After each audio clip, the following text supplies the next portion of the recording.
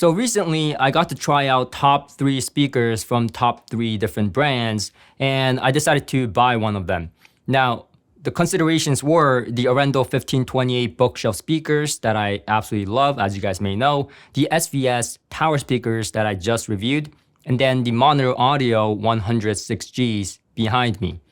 Now, the common thing is that these are all around in the same price range, around under $5,000, and depending on the region, it may be different for you. But for me, I'm in Canada, and they're all about the same price range.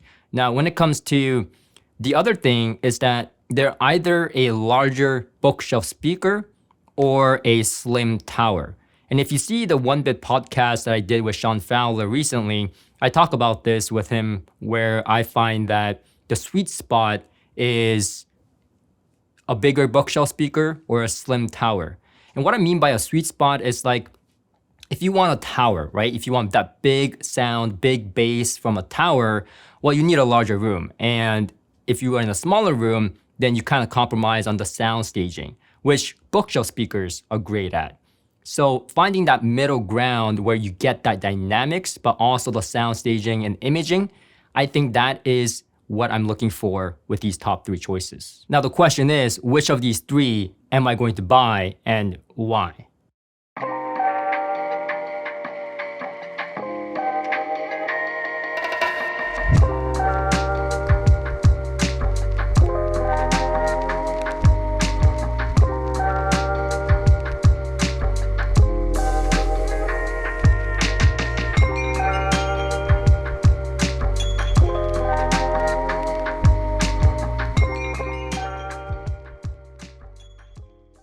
Now, if I'm going off solely off looks, how it looks, I mean these by far look the best. They have a wonderful, beautiful looking wood veneer, and I absolutely love it. I dig it.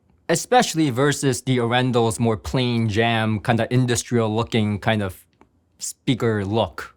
I don't know why they won't add more finishes. But the same thing for SVS. I mean, the SVS gloss finish is really gorgeous. It's really well done. Even the white gloss was really good. But these take the cake in terms of looking at it and going, yeah, that looks great. But you know what else looks great? Sponsor of today's video.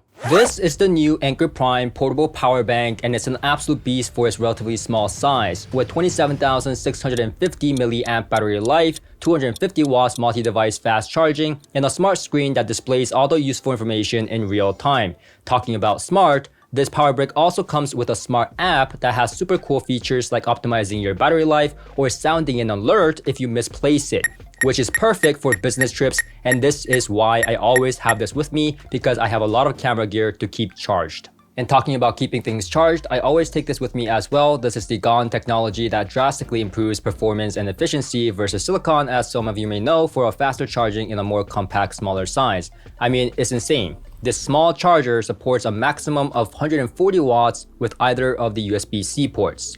With greater power though comes greater responsibility, and that's why the Active Shield 2.0 system monitors the device temperature over 3 million times a day for enhanced safety. So make sure to use my link and the code in the description to access the biggest exclusive follower discount of the year, available only during Prime Day.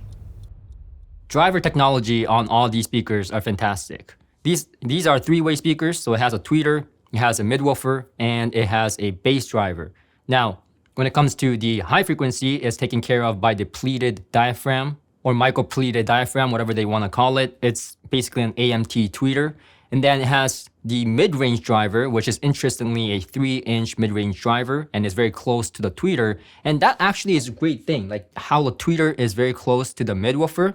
That is ideal because then you have a more coherent sound coming from a similar point source.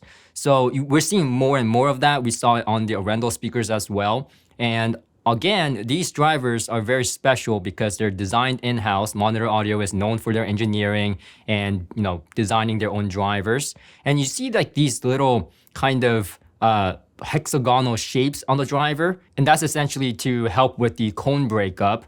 And then you have the inverted kind of surround on the speakers, so you don't see like a surround here. It's inverted. It's opposite. So that helps with lowering distortion. And I'm not sure if I already mentioned it, but the bass driver is 8 inches, and you also see the hexagonal shape on the woofer as well. So overall, driver technology is excellent for all three, SVS, Arendal, monitor audio. So I'm really not making a choice based on what I like about the driver technology. I think they're all excellent these days, especially at this price point. Now, what I might look at in terms of my purchasing decision is sensitivity and impedance load. And what that is essentially is how hard is it for my amplifier to drive the speakers and get loud. And the Arendal 1528 bookshelf speaker is the least sensitive and is the hardest speaker to drive in the real life situation as well. I had 3 of these speakers in my house, and I found the 1528 bookshelf speaker to be the hardest to drive, meaning it needed more power behind it to get to optimal loud levels. Whereas the SVS is more sensitive than the Arendal 1528 bookshelf. So it can get louder with less power. Now, for that, I think it's valuable in a larger space because then you can crank up the speakers louder to fill the room with less amount of power. And also remember, the SVS is the only tower speaker here. And with tower speakers, you do get deeper bass extension and things like more kind of scale and dynamics out of it. So if you're more of a fan of bass, then the SVS might be a better choice, especially if you're in a bigger room. Now, the monitor audio is slap dab. It's in the middle. It is easier to drive than the Arendal 1528 bookshelf speakers, but it's harder to drive compared to the SVS towers. But honestly, none of this matters to me. Because for me, my main amplifiers, the AGD Audient monoblocks, outputs 200 watts into 4 ohms and have no problem driving any of these speakers, and neither does my Accuphase integrated, the E3000. So at the end of the day, I have to make my choice based on the sound quality, what I hear, and thankfully, I got to hear all 3 of them in my space, so that made it all that much easier. Now, I think all 3 of these are excellent speakers in their own way, but they all sound different, and because they sound all different, they excel in different ways. So for example, the monitor audio speakers are the brighter of the 3. It has the greatest detail, and it sounds the most airy and spacious, and has the widest and the deepest soundstage I've heard out of the 3 speakers. Now, when it comes to the SVS, like I mentioned, it's the warmer of the 3. It is also the most dynamic of the 3. But keep in mind, all 3 of these in a small to medium-sized room, they all have great bass. But the SVS has the most bass. And that may be problematic because if you have to place them close to the wall or something like that, then the towers may not be the ideal choice in a small to medium room. But if you like bass, and if you like a lot of bass with great dynamics, the SVS. The Arendal 1528, I left it for last because it's I can't say it. It is right down the middle of the 2. So it is the most neutral in that sense out of the 3.